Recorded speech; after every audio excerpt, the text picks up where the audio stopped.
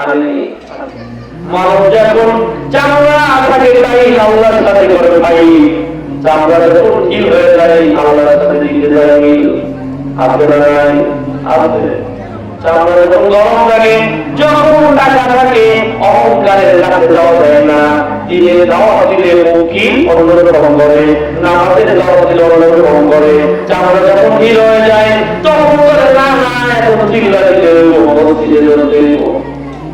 এরকম মানুষ আছে নাই? আল্লাহ সাহায্য করে দেয় না।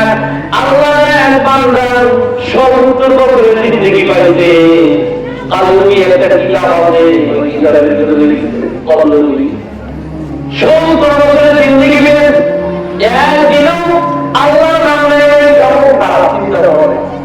একটা ব্যক্তি নামাজ না পড়লো, জীবনে একবার হলো আল্লাহ বলেনি, বলে না বলে। পানি যদি বেশি গরম হয় ধান লাগাইতে গিয়েও বলে আল্লাহ কি পানি গরম, বলে না।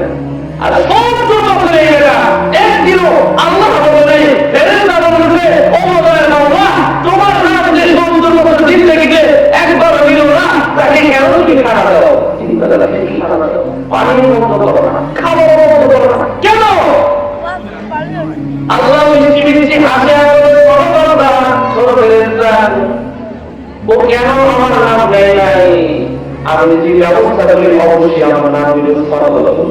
এরা বলে না না কখনো মিলে না, কোনদিনও মিলে না যে 70 বছরের জিন্দেগি একবারও আল্লাহর নাম দিল না, ও কোনদিন তোমার নাম নিবে না।